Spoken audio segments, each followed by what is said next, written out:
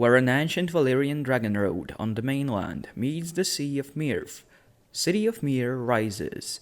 There is some evidence that the city stands on a place of another ancient city that stood there at the times of the Dawn Age and the Long Night. The people that must have inhabited that city are long gone, though. City re-emerged when merchant adventurers from the Valyrian freehold conquered the walled Andal town that stood for some time on the same spot. Its inhabitants were butchered or enslaved, yet despite Valyrian and Andal origins of city's modern inhabitants, many have suggested that Mirmen are actually kin to the Rhoynar because of their olive skin and dark hair. That suggestion does not have any proof, however, besides the appearance of the Mirmen. Valyrian merchants formed a conclave of magisters chosen from amongst the wealthiest men of the city in order to govern it. Mir grew to be one of the most advanced of the free cities, and became widely acknowledged for its carpets and lace, mirrors, glass and lenses, and the craftsmen who are able to produce such quality goods. Mir is also known for its fine arts and signature drinks, a sweet green wine known as green nectar, and a healing drink used to treat cuts, known as fire wine, so as it is renowned for thin stilettos produced within its walls, known to be a cause of the injuries treated by a fire wine. Good merchants know how to spur a market, and Mirmen are truly one of the best. City is also heavily involved in the slave trade, so is most of the free cities. It is known that slaves there outnumber the freeborn citizens 3-1, same as in Tyrosh and Lys.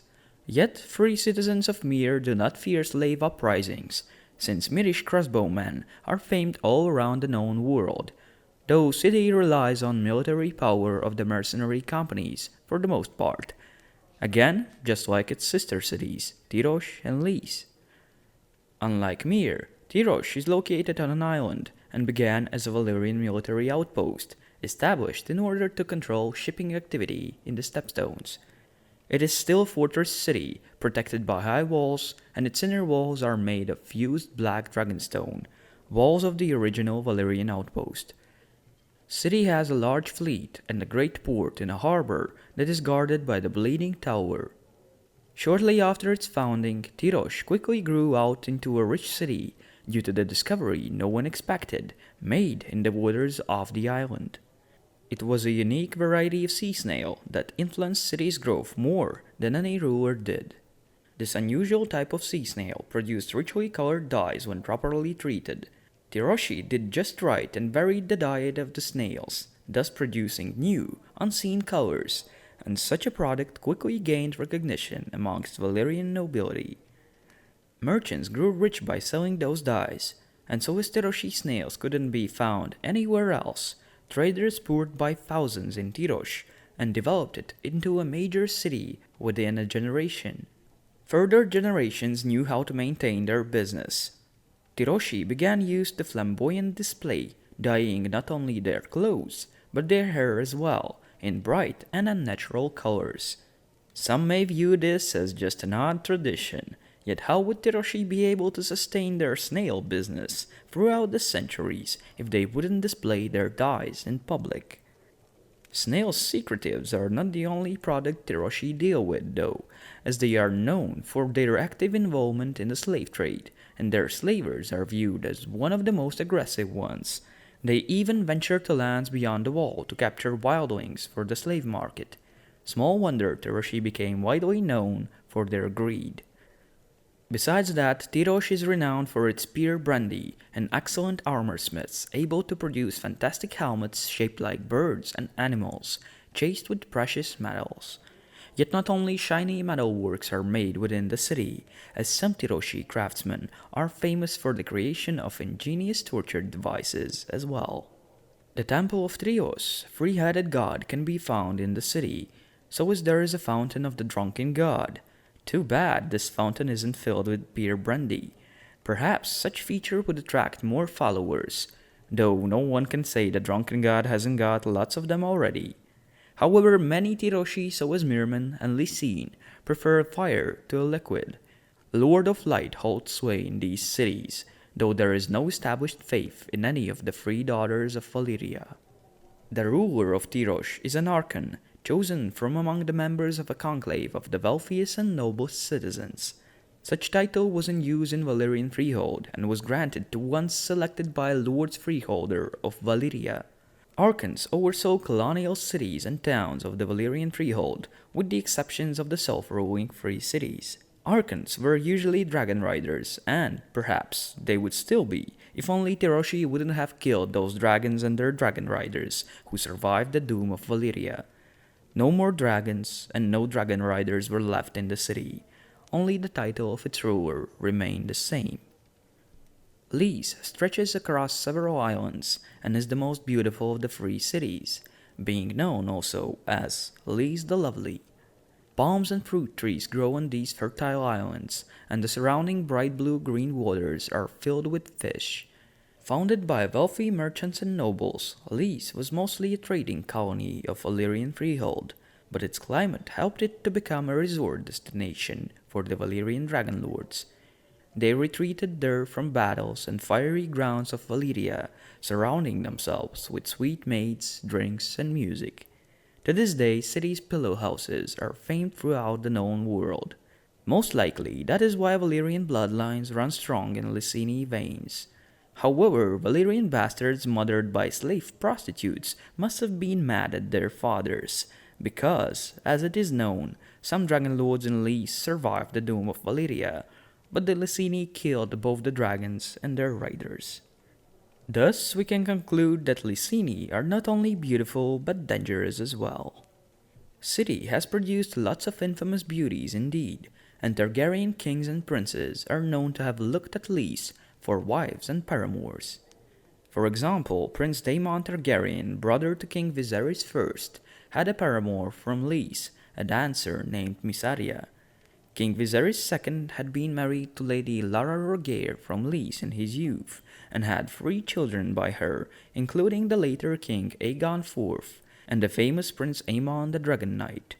King Aegon IV's last mistress, Serene, came from Lys as well, and bore him a daughter named Shia. The famous pleasure houses of Lys are known to train the finest bat slaves and prostitutes in the world, who, in turn, may grant you a sudden death by the poison called Tears of Lys. Tasteless and odorless, it can be easily dissolved in wine or water. Poison causes extreme sickness in the bowels and belly and kills quite quickly. Its effects are easily mistaken for a very sudden and severe fever, and it is difficult to discover signs of poisoning even upon examination of the corpse. Have you heard the unofficial motto of House Lannister? It says they always pay their debts. Well, in Lys you get no other choice but to pay. Even though Tears of Lys is a costly poison, I bet local alchemists are able to barter it with local girls for a reasonable price. Although there are rumors that Tears of Lys may not be a product of the local guild of alchemists, known for producing another famous poison, the Strangler, but rather be a gift from a local deity known as the Weeping Lady of Lys. This deity, whose statue in Lys is most commonly visited by old women, perhaps grants the unique poison to her devotees, sharing some similarities with the many-faced god. At least, it is known that there is a statue of her called the Weeping Woman in the House of Black and White in Braavos as well. The image of Lysine love goddess is depicted on its coins. Some suggest that there is a connection between the two deities. Some even suggest that the love goddess and the weeping lady are different depictions of one goddess. It may even be that the many-faced god originated as a goddess. Who knows? If you think about it, who else could have invented saying, "all men must die," if not a woman?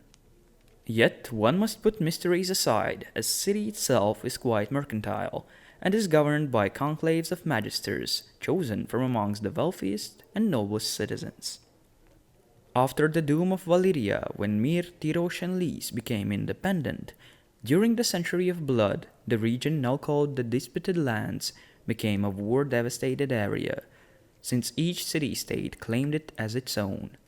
However, the true devastation of those lands was yet to come. When it became clear that none of three could win the fight over the disputed lands, the fourth power interfered. Volantis launched a huge military campaign that resulted in conquering Myr and Lys. Volantis then ruled over two of the Free Daughters during the span of 2 generations.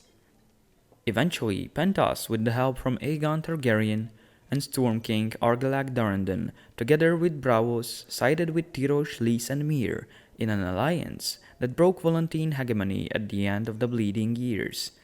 This war finally turned the disputed lands into a complete waste.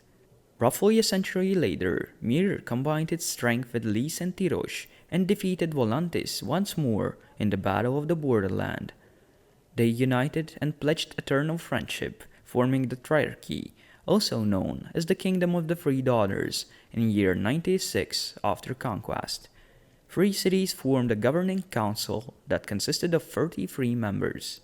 Though the Kingdom of the Free Daughters was initially appreciated by many for crushing the pirates and the Stepstones, that was still the moment when Free Horse, as many began to call this union, started to claim tolls from the passing ships that were even greater than the ones pirates requested. Finally, when Lysine captains began claiming women and comely children from passing ships to serve in pillow houses as part of tolls for passage, Westerosi came to resent these tolls. One of the victims of Lysine slavers was Joanna Swan, a 15-year-old girl whose uncle refused to pay her ransom. Thus, she became a bed slave in Lys.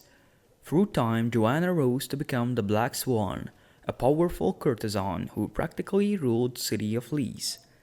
In year 106 after conquest, after his older brother King Viserys I Targaryen refused to name him heir, Prince Daemon Targaryen decided to establish his own kingdom and invaded the Stepstones atop his dragon Caraxes. He was aided by Corlys Velaryon, a sea snake, who commanded the fleet, while Daemon led an army of sellswords, cutthroats, landless adventurers, and second sons. In year 110 after conquest, however, the Triarchy dispatched a counterattack, and Daemon abandoned the Stepstones year later. 5 other men followed him as king of the Narrow Sea before the Triarchy and Dornish alliance ended the sellsword kingdom he had created. Triarchy then supported the Greens during the Dance of the Dragons. After the Dance of the Dragons ended, the union of Myr, Tyrosh, and Lys did not live much longer. It broke after a Lysine admiral was murdered by a rival for the affections of the Black Swan, the girl that was captured by Lysine and turned into a bed slave years earlier. An alliance between Braavos, Pentos, and Loroth helped bring an end to the Kingdom of the Free Daughters. Around the same time as the Dance of the Dragons in the Seven Kingdoms ended, the Lysine Rogaire Bank had grown more influential than the Iron Bank of Braavos. During this Lysine spring, Lady Lara Rogaire married Prince Viserys Targaryen, the younger brother of the young King Aegon III, and House Rogaire became involved in the plots to control the king. Lara's uncle, Drazenko Rogaire, was wed to Alliandra Martell, the Princess of Dorne, resulting in this influential Lysine family having ties through marriage alliances to the Iron Throne and independent Dorne. Lysandro Rogaire, Lara's father and head of the family, and his brother Drazenko died within a day of each other, beginning the fall of the Rogaires in both Lys and the Seven Kingdoms. Lysandro's heir, Lysaro, was scorched to death by rival magisters at the Temple of Trade in Lys. His siblings were punished less harshly, and one of them, Moredo Rogaire, a soldier carrying the Valyrian sword Truth, eventually led an army against Lys. Years later, Band of Nine, a group of sellswords, pirates, and merchants who had conquered the disputed lands, sacked Tyrosh and continued on to the Stepstones.